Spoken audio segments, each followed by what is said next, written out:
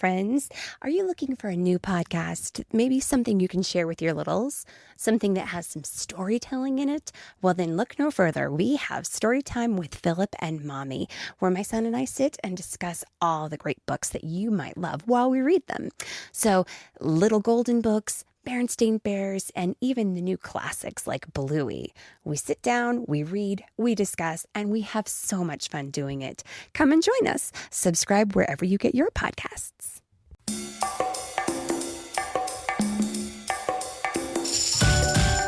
Hello, Culture Kids! Welcome to our show. We are currently on hiatus, but please enjoy a revamped episode from last year on Indian desserts. We have Miss Ruchi on the show to share about delicious traditional desserts that she grew up eating in India. Miss Ruchi is the host of a kids' science podcast called India Asks Why, which is a fun and curious podcast where young explorers, along with real scientists, dive into everyday questions kids have about the world. My name is Asher and I am your host along with my mom, Kristen. We want to say thank you to Elsie for leaving us a 5-star review. They said, Elsie, 5 years old from Scotland, loves Culture Kids podcast on her Yodo player. She listens to it every night and looks forward to new episodes every Thursday. Elsie wonders if you could do a Scottish-focused episode to help children around the world learn about her lovely culture, such as food, dancing, and castles. Thank you, Elsie. I'd love to visit Scotland someday. We'll make sure to get this in the works for you, Elsie. Thank you. Now let's go meet our guest and explore the world of Indian desserts. Here comes Miss Ruchi. Welcome to the show. Hey Kristen, hey Asher. Hi Culture Kids podcast. Could you tell us about yourself? I myself grew up in Mumbai, which is one of the metropolitan cities, and lived my whole life over there. I studied most of my life in Mumbai, and then I migrated to the south to get better education. Then I finally decided to move on to becoming a junior scientist, and now I'm in Switzerland. Whoa, so you lived in both the north and south of India. Yes, India is a wonderfully diverse country with many different languages spoken across its regions. From Hindi and Bengali to Tamil and more, each area has its own unique language, culture, with distinct sounds, words, and rules.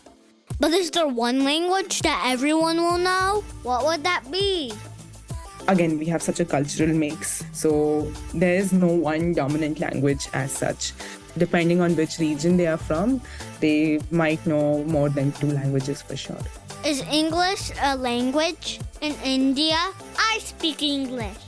You can say that English is one of the languages that is more spoken, especially where I come from, Mumbai. A lot of people do understand English.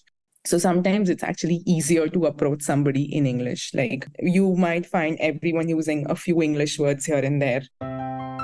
Could you tell us how many languages you speak? So because I grew up in this kind of a multicultural place, I can fluently speak Hindi. I can, to an extent, also speak Marathi. I understand Gujarati and Punjabi as well. And English. And English, yes. So let's jump right into our favorite topic, which is... Desserts. Yay. They said desserts, like, the sweet treats.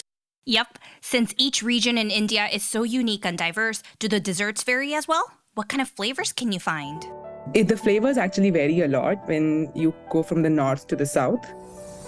In the north, it's more milk-based desserts, more sugar, more enriched with cream, basically, milk and cream. But as you move to the south, the flavors are more dominated by coconut because we have a very big coastline as we move to the south of the country. We have water on both the sides of our country as we move south. So that means there are a lot of coconut trees everywhere. And that becomes one of the flavors in the desserts generally as we move down. India has tall mountains, wide plains, and a long stretch of sandy beach next to the sparkling ocean. In places like southern India, where it's sunny and close to the ocean, coconuts grow happily. They love the sun and water, and people use them to make yummy snacks and crafts. Coconut is not my favorite, but if it's in a dessert, maybe I'll try it. Apart from this, given the vast history that India has, our flavors are also very much influenced by all the different cultures that came to India. So just like how dessert ingredients like flour, chocolate, or vanilla are common here in the United States, could you share some important ingredients we might find in a lot of Indian desserts? Yeah, let me explain this one. Desserts have a lot of nuts in them. If you want to make something rich, we usually flavor it with nuts like cashew nuts, almonds, pine nuts. So any kind of nuts, basically. Pistachios, yeah. Using nuts in their dessert to make them richer and tastier is a great way to add a creamy texture and a delicious flavor. They also provide extra nutrients like healthy fats and proteins, making the desserts more satisfying and special. But if you're allergic to nuts, you must be careful. Yes. So one of the most popular desserts, it's called Kaju Katli, which is basically a cashew nut fudge. A cashew nut fudge? Like not chocolate fudge? So kaju means cashew and katli means just a small piece. So it's like a small piece of cashew fudge. Kaju Katli. Yeah, that's one of the most common ones, one of the most liked ones across the country. It sounds so delicious. Could you explain how it's made? Yeah. You make a paste of the cashew nuts and you mix it with some milk solids and then you let it rest. So you get them in these nice diamond shapes. And a characteristic is those silver foils on top. It makes it super shiny like that. Wait, you said silver foil? You can eat that? This is edible silver. So this is silver that you can eat. Cool. Edible silver is commonly used in a few countries, particularly in South Asia and the Middle East.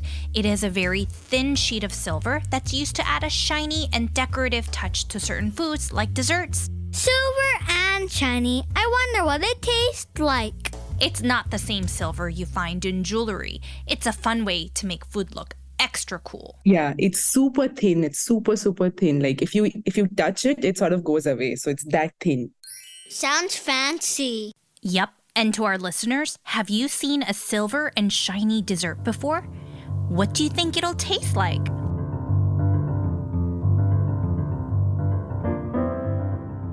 A few more, like I could share something which is more common across the country again, it's a milk-based pudding. Basically, you cook the milk for a while on the gas stove, and that creates this kind of creamy texture to the milk. If you're in the north, we usually add the basmati rice to it. So like a rice pudding? I eat those. Sometimes they have cinnamon in them. Yum, yum, yum, yum, yum. So it's a rice milk pudding sort of, and because of the cooking of the rice with the milk, it becomes even more thick. And then you add sugar, so it gives you a very nice creamy, starchy, thick flavor. Rice is everywhere. It's for dinner sometimes. My grandfather eats it for breakfast, and now it's used in desserts. You're right. Across many cultures worldwide, rice is a staple that brings us together, showing up in everything from savory dishes to sweet desserts, reminding us of the shared traditions and delicious similarities in our kitchens. And the South Indian versions of this is called payasam. A unique feature of some Indian desserts is that while this dish may be eaten across the country, each region has their own unique way of serving the dish. So could you share with us how South India eats this dessert? So instead of the rice, you have vermicelli noodles there. Vermicelli? Vermicelli noodles are really thin noodles, often made from wheat, rice, or even mung beans. You basically serve it in a bowl, so each bowl will have some nuts topped on it. Sometimes we also add saffron, and that gives this kind of yellowish tinge to the entire pudding. And to our listeners, I don't know if you've tried saffron yet, but saffron is a spice that comes from the delicate threads of a flower, adding a golden color and rich flavor to foods. Maybe if you don't want to try it, you could smell it instead. That's a great idea.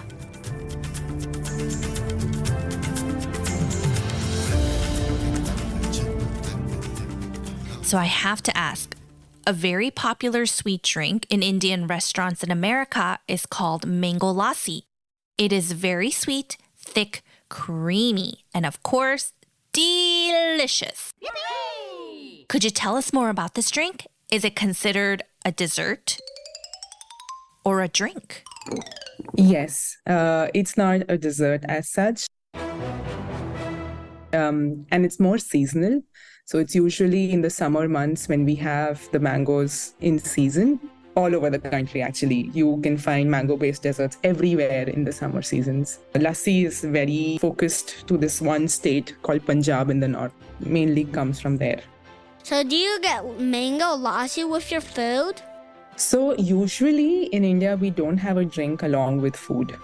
Oh, we drink water or juice or milk during meals. I mean, there's no hard and fast rule, actually.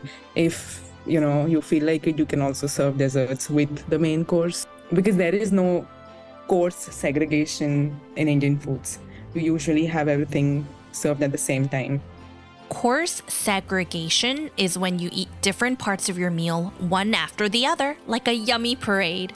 Instead of having everything on your plate at once, you enjoy each part separately. So you start with appetizers, then you have the main course, and finish with dessert. But Ruchi is saying in a traditional Indian meal, it's a bit more fluid. Meaning you can serve dessert sometimes before, during, or after your meal. I like that a lot. I want to have Kaju Katli with my dinner.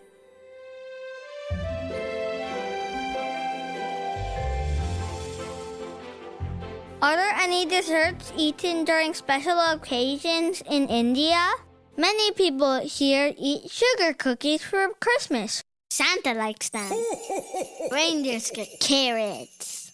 In the west of the country, where I am from, it's all agriculture based. Usually farmers have cows on their fields. And whenever a cow gives birth to a calf, a baby cow, its first milk can be used to make a dessert. It's a symbol of celebration and the fact that the mother and the baby are both healthy and that there's a new baby in the family, because for a farmer, the cow is also family. So that's a very specific dessert to a specific region and a specific occasion. Can you describe how it's made? Like a form of a thick pudding. Generally, then you again rest it for a few hours and then it sort of solidifies. Then you make small pieces of it and you serve it basically in a plate with a spoon, and then you can just eat it like a jelly pudding kind of a thing. Do you add stuff in it, or is it just the milk? So definitely sugar goes in. There's also the saffron that goes in, and sometimes if the person serving the dessert feels like it, they also add a few nuts. Could you repeat the name of this very special dessert? It's called kharvas, Kharwas. Kharvas.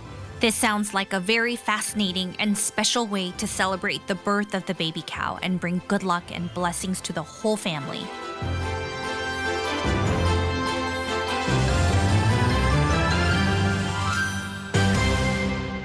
So, Miss Ruchi, before you go, do you have anything else you'd like to share with our listeners? If you're interested to know a bit more about science, and you can look up India Asks Why, where we answer all possible why questions that you might not find answers to anywhere else. And usually we end our episodes with an inspirational message for the young listeners. And if you want to receive regular updates about our podcast, you can also check out our Instagram page, India_asks_why. We often post updates about our podcast and answer a few more questions, which usually don't turn into episodes, but are still very interesting questions to address. Thank you, Miss Ruchi. We hope you'll come back again soon. See you all later. Thank you for having me on the show. Bye, Culture Kids Podcast. And to our Culture Kids family, what's your family's favorite dessert? Have you tried any of the desserts we talked about today? What do you think Indian rice pudding will taste like, and what fun toppings would you add? Learning about all the different ways countries around the world enjoy their desserts is just one way to discover that diversity is much more than just how we look or the languages we speak. It's also about the delicious ways we enjoy our food. So keep exploring, tasting, and learning because there are endless adventures waiting for you in every bite. And lastly, always remember that here at Culture Kids, you and your family are welcomed, included, and celebrated for exactly who you are.